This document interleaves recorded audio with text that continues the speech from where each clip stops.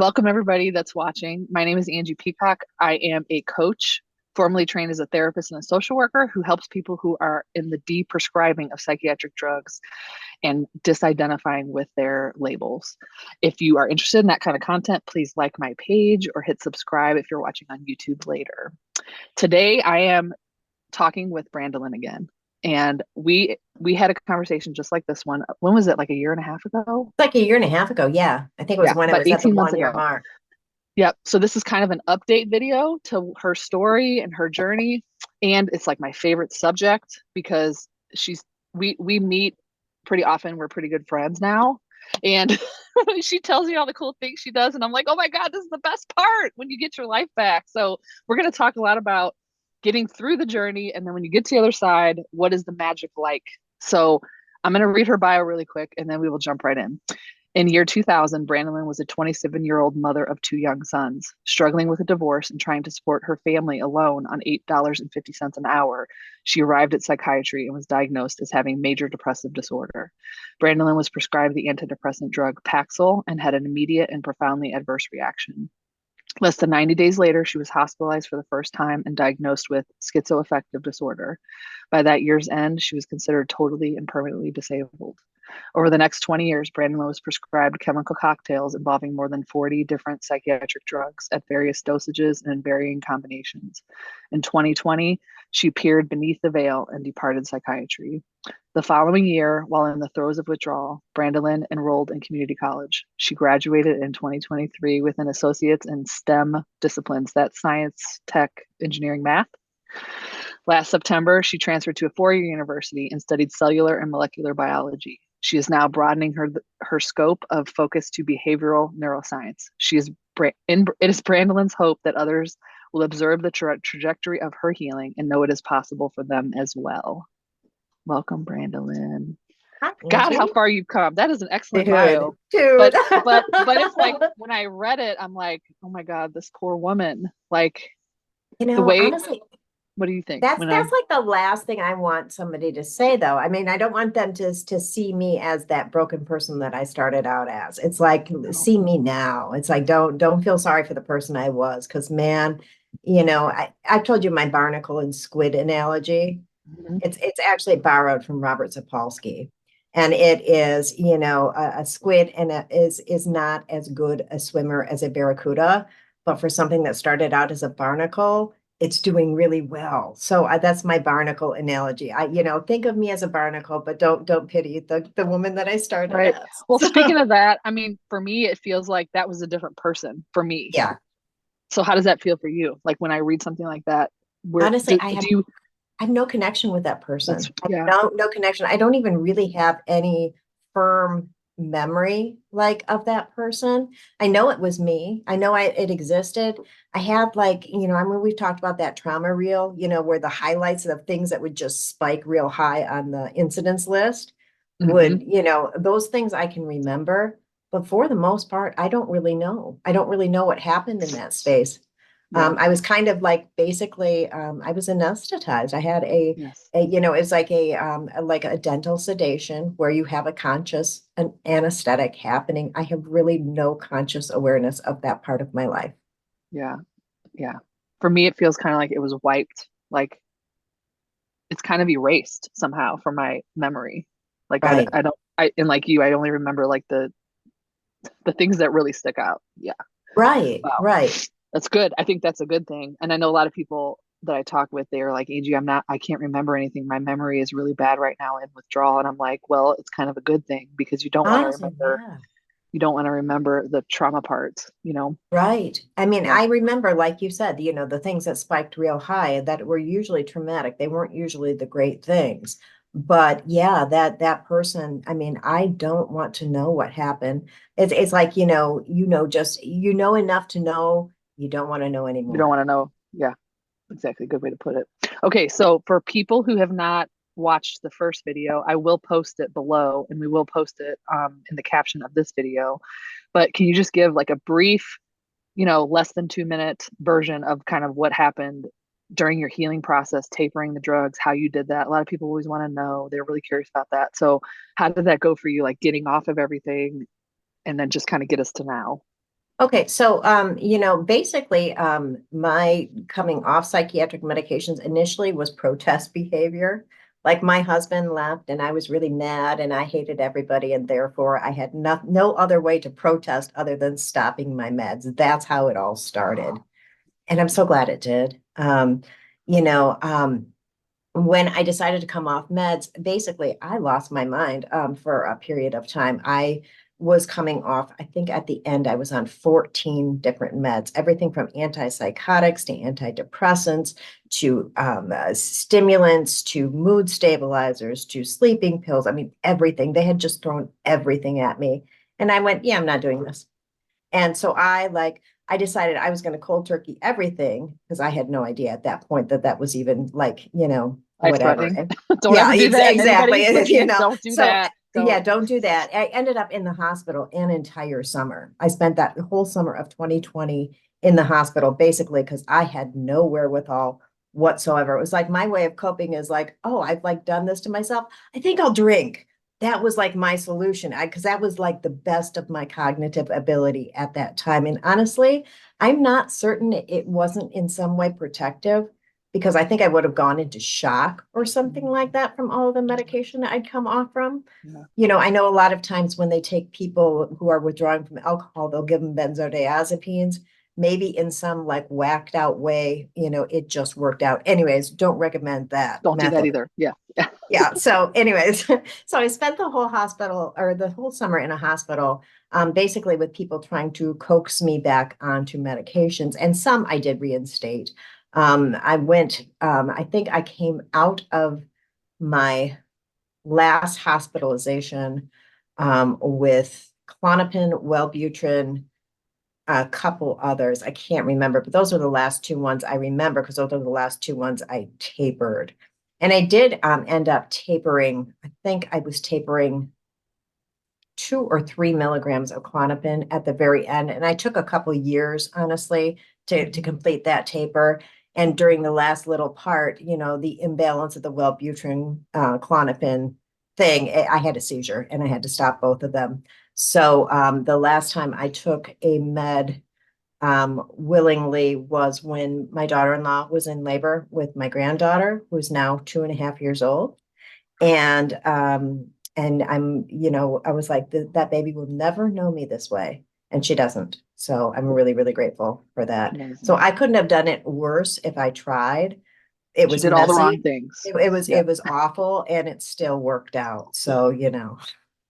I tell people that often a lot of people are scared to taper or they're scared of like, well, what if it gets worse? Or what if, I get worse? Or what if this is harder? And I say there's lots of possibilities. I think you're an example of that. Like someone who knew you before would have predicted this woman is going to have a very long and protracted recovery. And that is not what happened.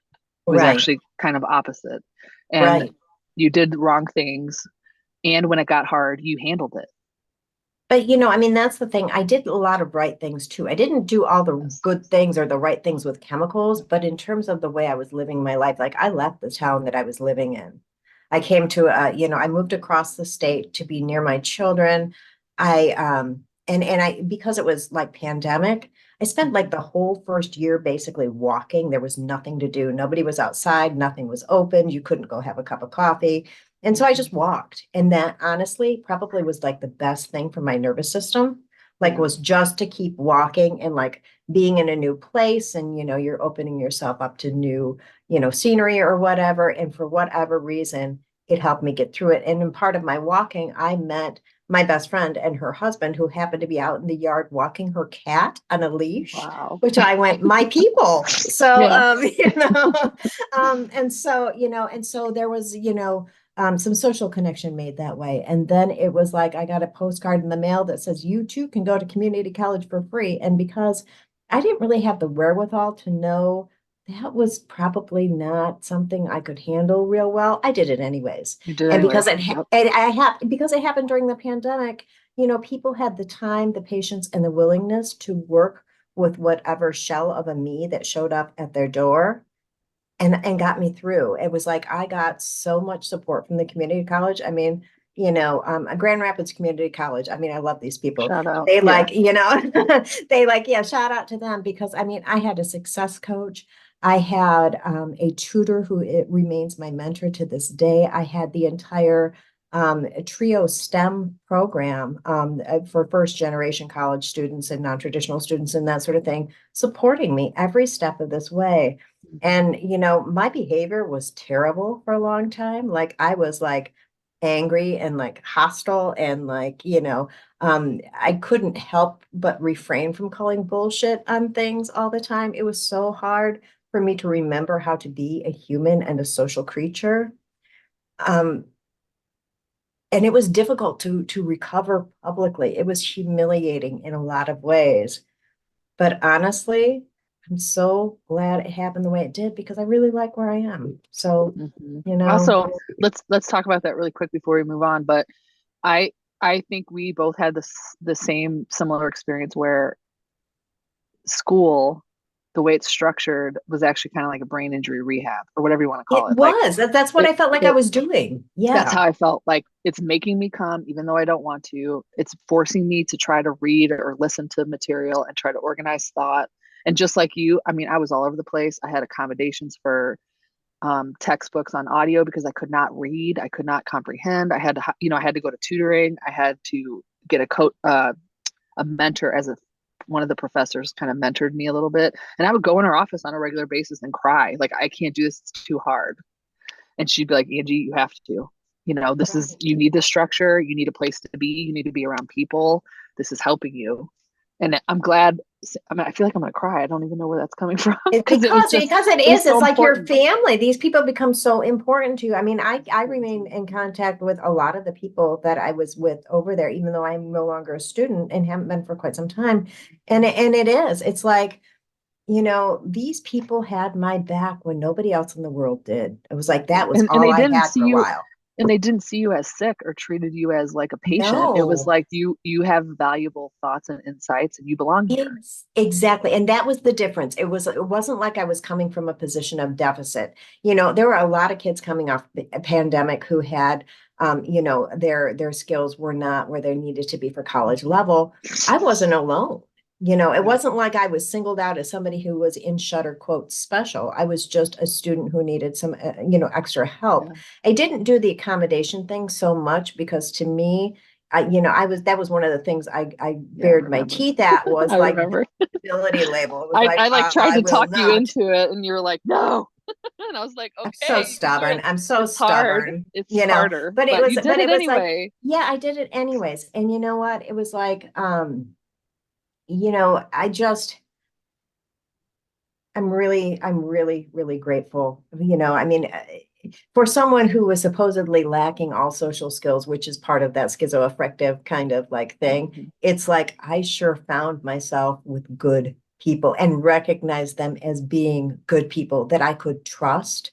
As much as I was able to trust anyone at that time, I kind of didn't have a choice. Yeah. And That forces you. they did it. They I didn't I think I ended up crying once like when I was leaving the college because I was in with Oh, my mentor. I was in with my mentor and I'm like, I'm going to be okay. And I just started crying. It was like it was the first time in my life I'd been able to say those words with confidence. I'm going to mhm. be okay. And Yeah. it was like and for me like the STEM disciplines, particularly the math, even though it was not something that was a strong skill for me going into, that program, and it hadn't been throughout high school or anything like that, it was like that helped to organize my brain. In fact, you can see with my notes from when I started to when I began, how my thinking began to become more linear and more organized. And I was able to focus and I was able to understand rules and apply them in different areas and things like that. That was a godsend that for some weird reason I thought STEM will be my thing. I was always a word nerd in the past. That was kind of my thing. I was a word nerd. And I'm like, well, if I'm going to fail, I'm going to fail big. So I Yeah. did. I was I like, love it. I love it. And especially, let me just say this and then we'll move on to the next part. But just as a person who's doing this by yourself with no support, I feel like we needed a container we needed something anchoring us, like telling us we were good or we were capable or somewhere to be or people to look out for us. Like I we just it's really hard to do this alone is what I'm saying. So It was. maybe I'm not saying everybody should go to school. It was the hardest thing I ever done. I can't even believe I did it. Okay, in withdrawal. I don't even know. I can't believe it. When you're desperate, you do hard things. Like I was Right. extremely desperate and I was faced with losing a lot of money if I quit and all my benefits.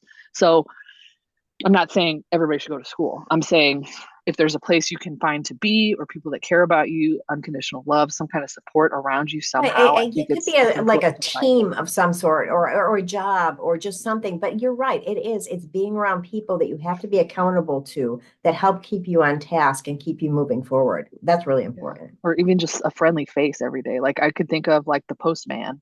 It could be that Exactly. simple. Like someone Right. that you see every single day that's like anchors you to reality and like you're going to be okay kind of thing, you know? Yeah. Exactly. Okay, let's move on to some more really good Okay. stuff. All right. So as well, someone in the comment was asking, what were some of your symptoms? So I want to transition Ooh, from, I know, how bad the symptoms were and how did that progress to where, as those symptoms fell down, you were able to do more. Can you just talk about that, like where you were, and then how you got to here? okay. Well, when I first like withdrew myself from everything, like cold turkeyed myself, my best thinking meant I'm going to bang my head on the wall. That's where I was at. That's where I started. Like that's all I could do because it was so horrible. And I can't even describe what the horror was. It's just everything was awful. Like I couldn't think, I couldn't do anything but hurt in that space.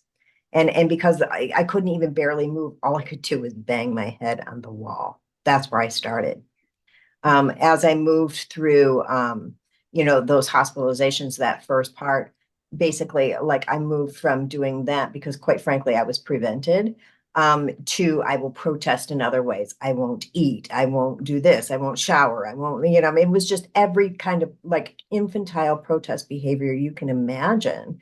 And then when I got sent home, um, it was like, I think I got cold turkeyed off Lamictal and I lost control of half my body. Like I couldn't move my right arm and I couldn't move my right leg. And they went, yep, she's sure protesting. We're just going to send her home. And like I was on the Wow. floor of my apartment for a week by myself, incapable of moving. I figured Wow. out a way to like take a rug that I had in my kitchen to get from my bedroom to the bathroom so I could use it. That was where I started. Mm. And I moved through every kind of iteration. I think the things that people, at least when I was marginally participating in groups and that sort of thing, the things that they were most worried about were things like akathisia.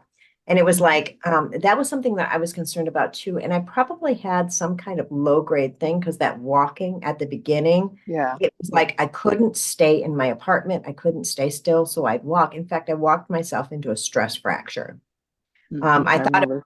I thought it was because, the sidewalks or bad shoes or whatever. I think sometimes ignorance is really bliss. But anyways, because I still had to get to school, I'm like, well, I've got this old bike and I'll ride my bike. Hmm. And I fell in love. So, Fell in love with bicycling. And now you yeah. never stopped riding. So tell everybody what you just did and why I Okay. timed this interview the day that I timed it because of what did you just do? Okay. So, like on the 2nd of this month of August 2024, I boarded a bus to Niagara Falls, New York. I'd never been. It's someplace that I'd always like heard about from my grandma, honestly. Like she would talk about people going over the falls in barrels. And I went, again, my people. I will find my people at Niagara Falls. So, the daring ones. Let's not call them crazy. Let's call them brave and daring. Obviously that's not something that's done today, but it always just seemed like a fun place to go. And it's one of the seventh wonders of the world. And I went, I'm gonna go. I took up touring cycling last year.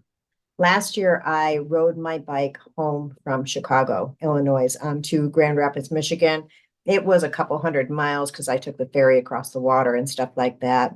And I rode my bike to the point where I got the top of the hill and I was looking down at Milwaukee, which is where I was supposed to board my ferry. And I don't think I've ever had a better, more accomplished feeling in my life. I was cursing in joy as I was coming down that hill. It was like, Mm. I did this. And it was the best feeling in the world. And now I've hooked, kind of thing. And so I decided that I was going to ride my bike home from Niagara Falls. So I took a Greyhound bus to the falls. I spent 2 days there and explored some of the trails and things like that. And then I hopped on my bicycle and I rode home to Grand Rapids, Michigan, 724 miles. Do you think you So could have done?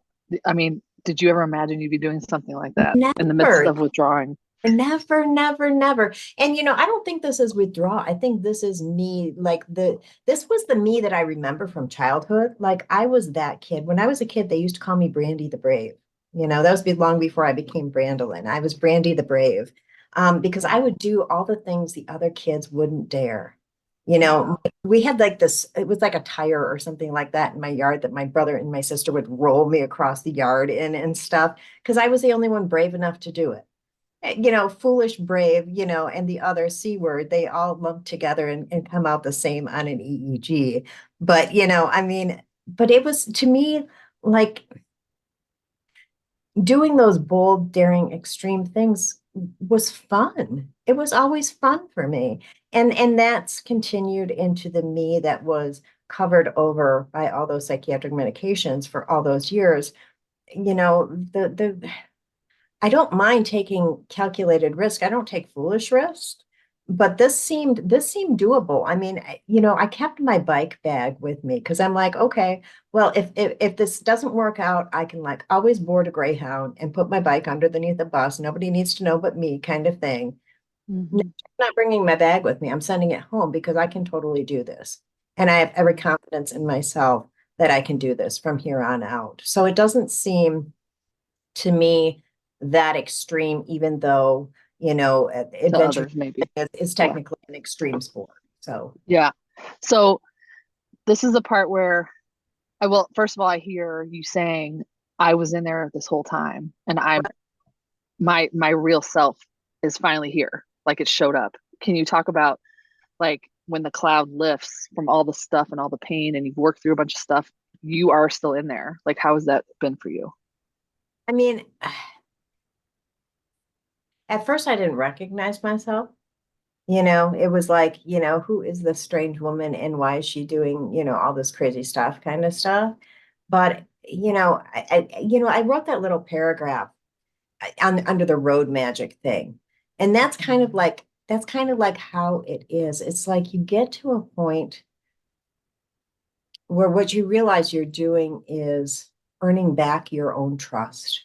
Because for me, that was like the worst part of this is their narrative about my being broken and my being ill and my belief in their narrative.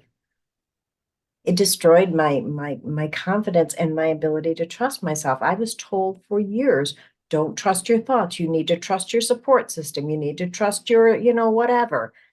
I was, and that was so branded into me that I had completely forgotten how to trust myself. And if you can't trust yourself, you can trust no one else. Mhm. And that was I think part of why I do the things that I do is because I am proving me to me, and when I now that I've arrived in a place where I trust the woman that shows up in my mirror every day. I'm like, I know she's not going to do something stupid to hurt me because that's sure where I lived for a long time, after withdrawal and that sort of thing. I felt like I was the biggest danger to me because of, you know, decisions that I had made in my past, even though they weren't truly mine. I had ultimately been the actor, and it made me really, really angry with Mhm. who I had allowed myself to become. Mm. So, So it's not a little thing. And I'm just thinking about as far as like the process of getting back to ourselves. It starts with like the symptoms are you're just surviving. Okay. And then they start to calm down a little bit. And then you start taking these little tiptoe moves, like go to a coffee shop, talk to your neighbor, like very small. And then you start to build that trust again. You feel safe. Like, okay, I think my nervous system can handle this stuff. I think I can handle it. I can handle some of the emotion of it. It's not pretty. It's usually very No, messy it's not. It's and not. socially But awkward. And like make mistakes and I push a little too hard. And then what I see just as a coach is where when people start to really trust, they're off to the races. They are just like, like a freaking, like a bungee, like a slingshot, they're off. exactly. But it is, it's a slow process. It's like, I met my friends in my neighborhood.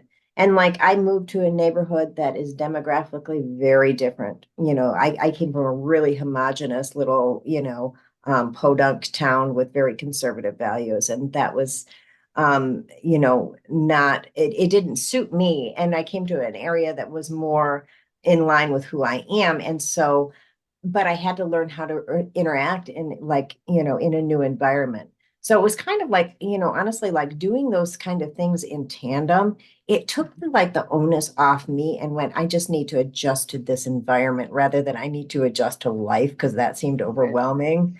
It's Yeah. like I always like, I think I kept in my back pocket, well, if this doesn't work out, I can always go home, even though I knew no home existed. It was like, there was some comfort in knowing that I could try this, but I could withdraw if I wanted to. Yes. So, Yes. so yeah, you're right. It is like sticking your toe in the water and testing it until you feel comfortable putting in, your foot until you can throw your whole body in. So, Yeah. And I can relate to that because when I got on the road, I was 4 years off and the pandemic was just about to start.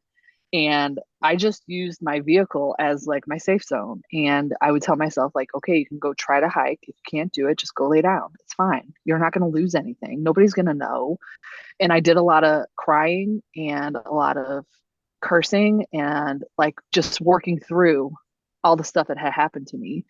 So the way I felt about it was I was so not trusting of therapists. I had had so many bad experiences. They did not get this problem. I needed to do this on my own way, come to terms with it myself.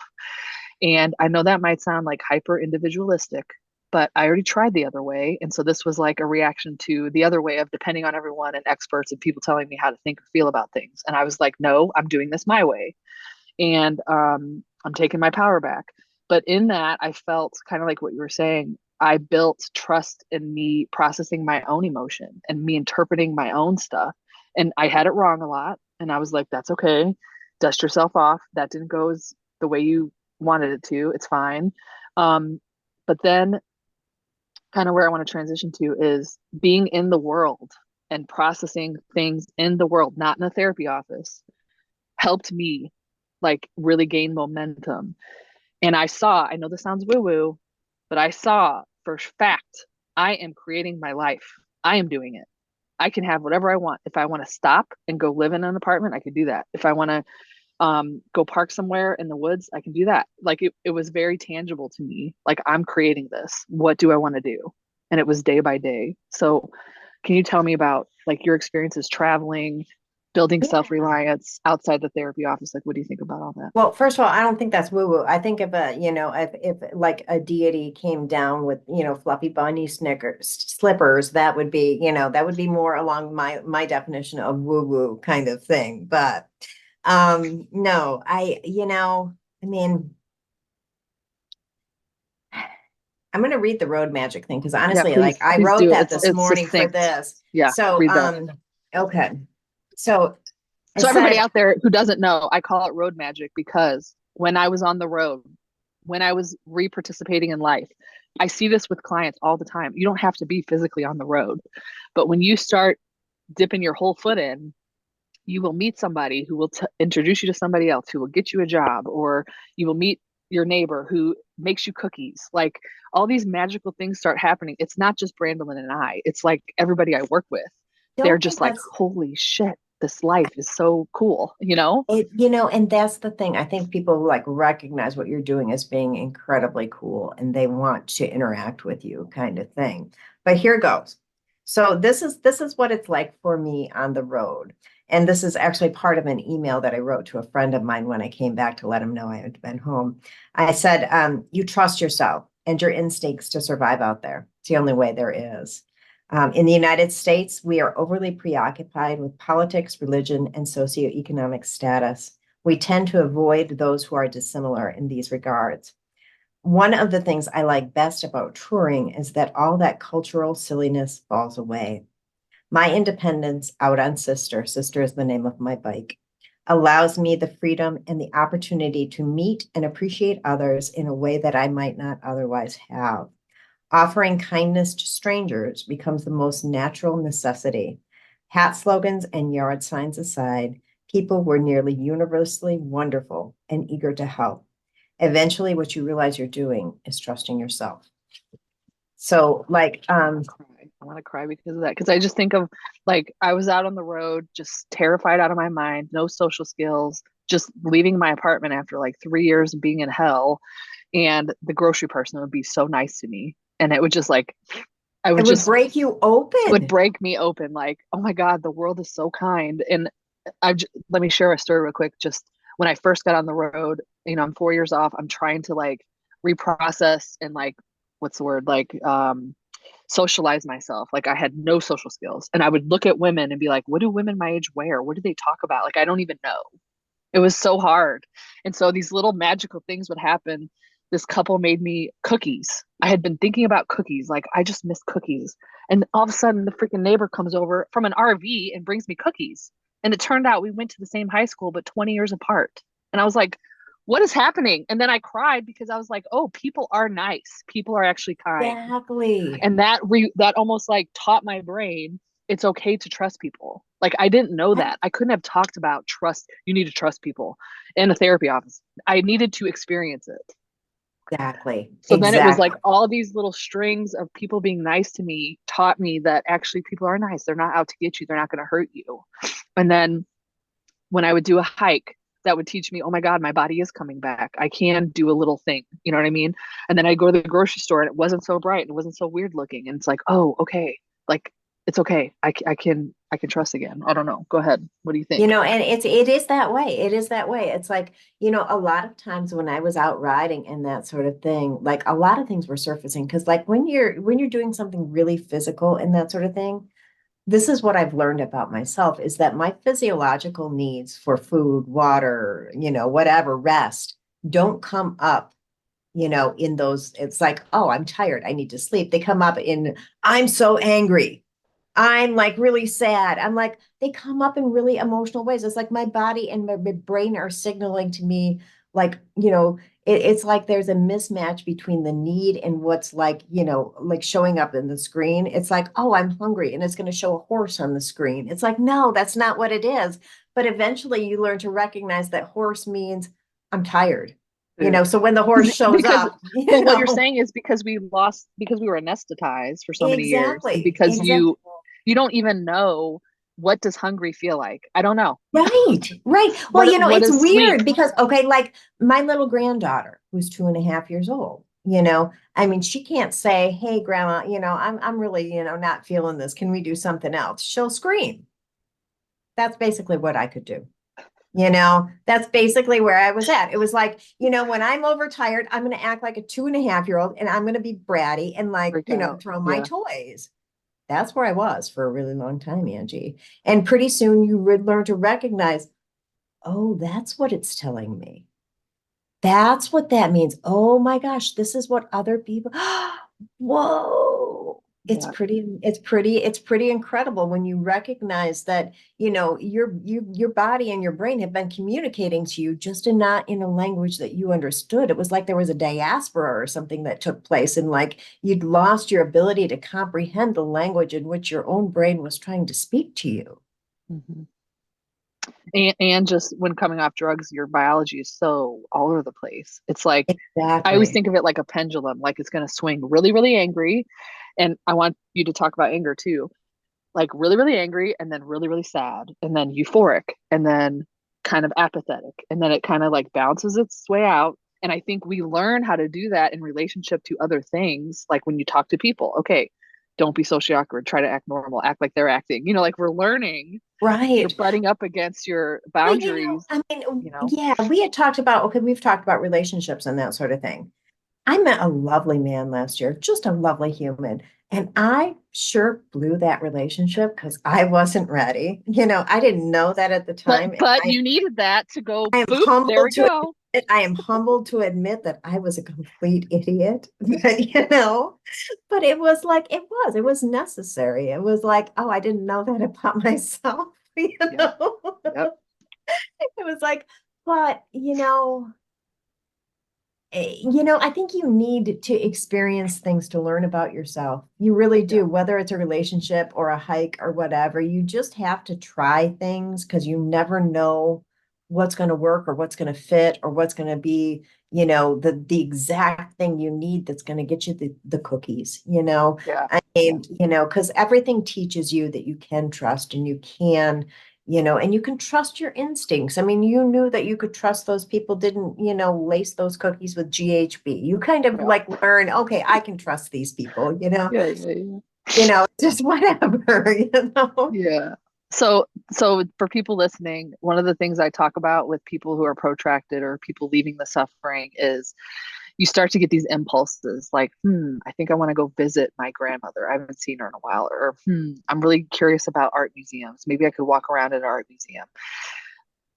It's almost like your body is very smart. And so as you feel better, you're going to have these little impulses, and you can call them instincts, whatever. These little things, like little whispers, like, maybe you should journal about what happened to you, or maybe it's time to talk about it or to do something. Or just a tiny thing like I want to sit in the sun.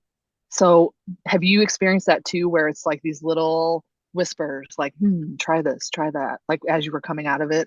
like low grade compulsions kind of thing. Like I need to do this. For me, it's a lot of it is I have an incredible streak of curiosity. Mhm. And that's it. A lot of it is pulling me towards like, okay, like the behavioral neuroscience thing. I so resisted that mostly because the first word in that sequence of words, it was like, I am not going there to try to learn how to control people's behavior or their minds or blah, blah, blah. That was something that was absolutely aversive to me. Mhm. However, because my end goal is to, I mean, I'm doing this for two reasons. Right now, so somebody else knows they can, and later so somebody else doesn't have to. In order to get to the point where somebody else doesn't have to, I might have to go down some things that feel yucky sometimes. And right now, I haven't started the program yet, but it feels a little bit yucky still. I've gotten more comfortable with it where I wasn't last semester, but it still feels a little bit yucky. It still Well, feels say like, more about that because I know what you mean, but maybe someone in the you audience, what does know, that I mean, it feels like, I mean, first of all, I feel like because I'm coming in from a different perspective than a lot of people are who think that they're doing good work by, giving people, a medication that will, I keep using shutter quotes, but that feels more appropriate than air quotes. mean? Shutter quote, help people. They feel like because they don't understand what they're doing, because they understand only, what they're consuming. What I've realized as a STEM kid studying science, studying engineering, studying technology and math is that, they are correct in that data doesn't lie. Data is going to be consistent. Numbers usually work out the same way. You never add one and one and get something other than two. However, interpreting that data, Ooh, good point. that's where the witchcraft comes in. It's like, that data can mean absolutely anything you want it to. And so whomever is interpreting that data is really in charge of the belief system that gets attached to it. Yeah, and the narrative that goes out to the public. Exactly, exactly. And so I feel like what I need to do is to push back in whatever way I can against the narrative that these are helping people. They did not help me. I went to we have a thing in Grand Rapids called Science on Tap. And it is kind of like a social thing where you go and you get to have alcohol and you get to like listen to a speaker and that sort of thing. And yes, I do consume occasionally alcohol. But we had one of the professors that is actually going to be one of mine coming up this semester. And she gave a speech on how like the biochemical model of depression didn't work out. And at this lecture, I ask her, because I get one question, right? I ask her, I'm like, well, if we don't know the mechanism of action of these medications, is it possible they're causing harm? And she said no. And I'm like, I must learn from this person. What? I must learn from this person. Why would you say that? And I'm like, well, I think sometimes I'm like that nightmare psychiatry always expected to come back to haunt them kind of thing. And it's like, certainly I'm not there to, gotcha anybody, but I do need to speak up for those who have not had the opportunity to speak up for themselves. Mhm. I'm hoping that way more people are going to, get to the point where they can participate at this level and like, help inform the conversation that no, whatever narrative you've been given is wrong. Again, I don't want to do a gotcha, but I do need to say, I need to push back against that. A lot of people are Yeah. being harmed. Yeah. I just did a presentation. I'm still trying to get the recording, guys. I'm so sorry it's so late. But my presentation to 150 mental health professionals was very much based on what you just said, where you're wearing a pair of glasses that all you see is mental illness. And I'm not saying that's wrong. I'm asking you to just take it off for a minute and put on this other pair of glasses and just try to look through the lens that possibly the treatments that we're giving are actually harming people. Because if you see people on 5 drugs and they're doing horrible, that means their drug cocktail is not working. It's that simple. It's that simple. Just see, just for a second, just let me borrow my glasses for 1 second. Everything is not anxiety. Everything is not in someone's head. Everything is not their childhood trauma. It could be Exactly. what you're giving them and what you've been trying to treat them with that is actually causing the harm and keeping these things chronic, Right. you I know? mean, I think I said this in my last video. You cannot believe something that your livelihood depends upon. You're not Yeah, believing. your paycheck Yeah, depends on. exactly. Yeah. That's what their kids are eating dinner on tonight is our pain, basically. Yeah. It's a And horrible well, thing, but it's true. and we're both not, and I never want people, I'm very nuanced, honestly. I think people think Yeah. I'm really radical, but I have people that stay on meds. I have people that decide to stay on meds the rest of their life. They don't want to come off. I totally respect that 100,000%. It's our lives, you know what I mean? But oh shoot, what was I gonna say? You were talking your We're speech. not here to say that like mental distress is not real. It is real. I've had it myself. I still probably meet criteria under their lens, okay, for certain things. I don't interpret it their way. That's all. I interpret it a different way. It's up to me Right. how I'm going to live with it and how I think about it and how I'm going to treat it. But I never had a Prozac deficiency. I'm sorry. I never did. Well, for me, it's like I don't think they really care how we feel. I think they care how we behave. I think they care that we are not disrupting their apple cart and their ability to keep their blinders on and focused on their own lives. If we are in some way disruptive, if we are in some way a vexation you know, to their Social, narrative or whatever, the then it social fabric falls of back our on country. us. Yeah. Yeah, exactly. And it's like, so I find that I'm able to think, feel, believe anything I'd like to, as long as when I show up in public, I do so in a way that, everybody gets to keep thinking, feeling, and believing what they think and feel and believe. Mhm. But, in the academic environment and that sort of thing, I feel like I'm in an incubator full of people who are far more open-minded about, the emerging data and the emerging science around this and that sort of thing. And I'm around a whole lot of kids who've had their own bad experiences with medications. Chances are they had better insurance than you and I, which is probably why we ended up so So ridiculously medicated. power-farmed. Yeah. Access to healthcare increases your It, likelihood of being harmed, I think. exactly. Because they're getting reimbursed like, ridiculously through, the most common, medical insurances, which are yours and mine, the VA and the Medicare Medicaid system. I think that makes up like something more than half of, Of healthcare in the of United States. insurance Yeah. monies. Hmm. So that's why, if they can keep us ill, but still able to consume, goods and services, that's the goal. And it's like It's just, that success narrative doesn't set well with me. yeah. So yeah, so I need So, to speak up for us, for the us's yeah. of the world. And as I said before, we hit record. Like part of my, I don't know, me healing is watching other people heal and get their lives back. And part of it, it's like, I'm so happy to be able to witness that. So I just want to say thank you for letting me watch you heal and get your Gosh, life Angie. back. It's been an honor to watch your transformation. And No, I I'll mean, a keep a lot lot of of it this was, private. But I mean, it was messy, and look at you now. It's but like, holy shit. It's beautiful. but I mean, Beautiful. I think this is the way it happens is because you had inspired me in so many ways, which is why I came to you for coaching because I had seen you on some of the previous things that you had done. And I went, she went to school. I bet I could do that. I mean, and that's how it works. And I hope somebody sees, some of the things I'm doing and goes, yeah, I bet I could do that too. And then let's make it more accessible for people and that sort of thing. We're just two normal ladies, doing crazy stuff, right? So, Yep. YOLO. You only live once. exactly. Well, But, but wait, that brings up an important topic because I think you and I both have this in common where they have taken everything from me. You can't exactly. take nothing else. I have nothing to Exactly. Yeah. lose. It's like, So what do you want? I mean, bring on the locust, man. I've had it all, so I'm gonna live life till the wheels fall off. That's what Exactly. Exactly. and you're not I gonna mean, take one more day from me. I'm gonna do what I want. That's it. exactly. I'm living my life and that's it. I mean, it's like I don't want to hurt anybody. I don't want to bring anybody down. I don't want to, like throw shade on anybody. But this is my life. This is my life and this is the only one I get. And I am going to enjoy it.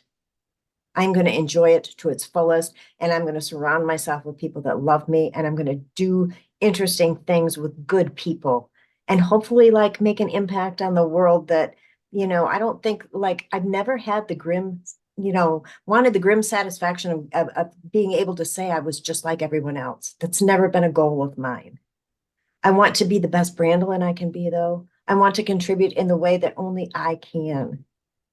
So that's, if it's Makes me riding want to cry. 724 miles on my bike, I hope that inspires somebody else to get out to their mailbox and say, I can do this much. I mean, just No, whatever but it takes it's because really you start you important. begin where you are. Yeah, and it's really important what you're saying because I think obviously I'm reading comments like when my eyes dart, that's what I'm reading to see what people are saying in the audience. So some people are saying things like this feels really far off. And what I want you to know from your vantage point, it might. Okay, but time passes very quickly, believe it or not. When you're in it, not so much when you're suffering, but you're going to get here before you know it. And it is a process that we all have to get through. And our processes are all different and there's a lot of similarities. But what I think you have just said very articulately is you become who you are and you drop a lot of the stuff that doesn't serve you anymore. And when you get to that point, you realize I can't waste one more minute being mad about this. And maybe I can do something like as a legacy, something to help others or something to inspire other people with that experience. But God damn, I got my life back and I'm not going to let them ruin it again. And it's Exactly. like a steadfastness of like, I did Yeah. it. They didn't help me. Actually, they made it way harder and I'm not going to let anybody ruin it from here forward. And that's like, I don't like that word post trauma growth, post traumatic growth, Right. whatever you want to call it. I don't really like the medical language of anything. To me, it's just a reclamation of yourself. And it happens to everyone who goes through this experience. I think I only have one person who's still kind of wavering, haven't quite, but everybody else, it's like I'm who I am. I'm who I was meant to be. I'm not looking backwards. I don't want to I don't want to stay in these groups. I don't even want to write a success story. I want to move on with my damn life. I fought hard enough. Right. And here's the thing, Angie. I mean, if this feels far off to somebody, then look where you get to be eventually. I mean, that's the thing. It's like, I mean, I was on my floor. Like literally, there was Half your talk about body didn't work. I was Yeah. on my floor pulling myself to the Yeah. bathroom on a piece of carpet. You don't get stuck there. This is just where you're starting. I mean, you have so many more things to look forward to. You have so much more growth and like change and discovery about yourself. And your trajectory is not going to be the same as mine, but you have a trajectory. This is not where it ends. This is not where it stalls out. This is just where you are right now. Okay. Can you read the part? My last question for you was what advice do you have to give to people in different stages of recovery? So people that are tapering, people in acute, and people who are protracted. What Okay, so this was actually the hardest question that you had asked me. It was like, honestly, like I can't give any advice because all I can do is speak to, what worked for me kind of Yep. thing, but I'll tell you that much. So when I was acute, well, first of all, I said, my support needs changed with every phase of this recovery process.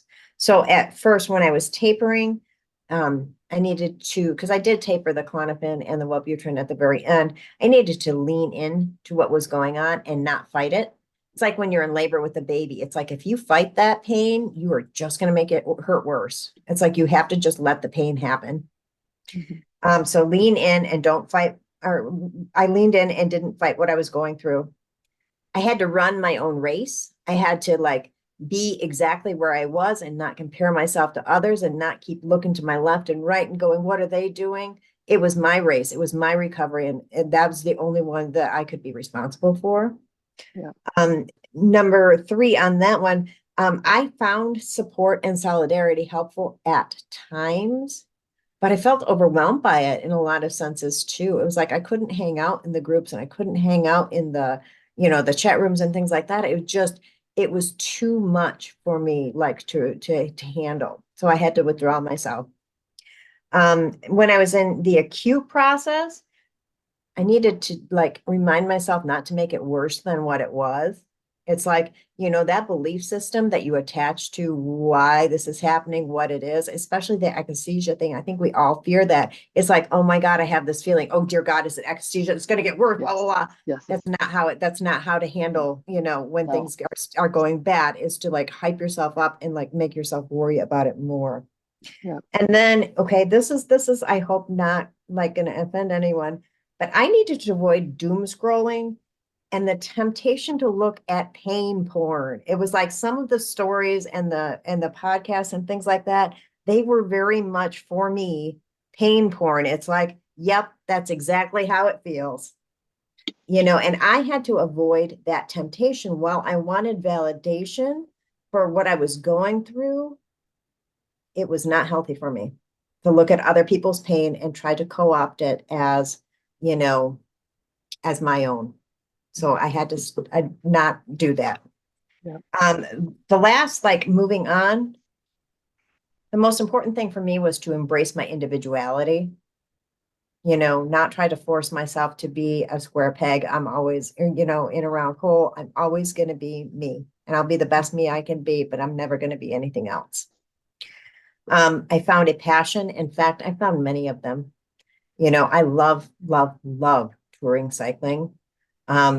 But I also love science, and I also love people, and I also love gardening and politics and my granddaughter. And, I found so many things that I love. I had to let go of my anger. Constantly reminding myself that anger is the motivating state that was necessary to move away from the pain that saved my life. It's no longer necessary. It's no longer helpful. What happened to me was not my fault, but it is my responsibility to heal. And that once I was out of the pain, I needed to stay out of the pain so I can help others get out of theirs. So. Love it. It's beautiful. Thank you, Brandalyn. Thank you, Angie.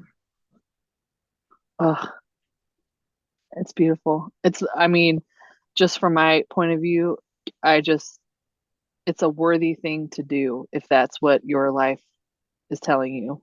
Like, I need to get off these meds or get lower or change things up or look at what's happening or look who's in control of my narrative. It's just worthy. Like, it was a lot of pain and a lot of suffering. But even if I died tomorrow and I knew I had a couple good years that I lived, it would be worth it. Bye. It would have been worth it.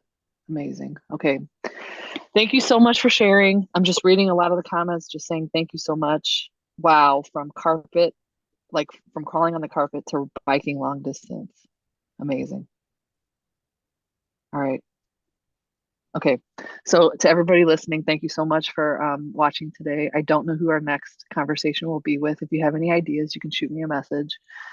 There's lots of really good success stories like Brandalyn's. You can watch her old episode and see how far she's come in a year and a half. I see it. I can see it. I mean, a lot. But isn't it like that? Like, you think you've arrived, and then it's like, oh no, just wait, you just got started. Exactly. So I wonder Exactly. what it's going to be 2 years from now. Oh my Right. God. I Right. have no idea. It's exciting. It's not scary anymore. It's like, what is the next year going to bring? It's not like, oh shit, there's another year. Right. It's like, Right. it gets better and better. Okay, cool. So thank you so much for watching, everybody in the audience. Thank you, Brandalyn, for being here. Do you have any closing thoughts for people watching? I mean, go bike like a girl. I don't know. I just no, go find what makes you happy. That's the best I can do. Just go find what makes you happy. That's it. Awesome. All right. Thank you so much, everybody. We'll see you later. Bye.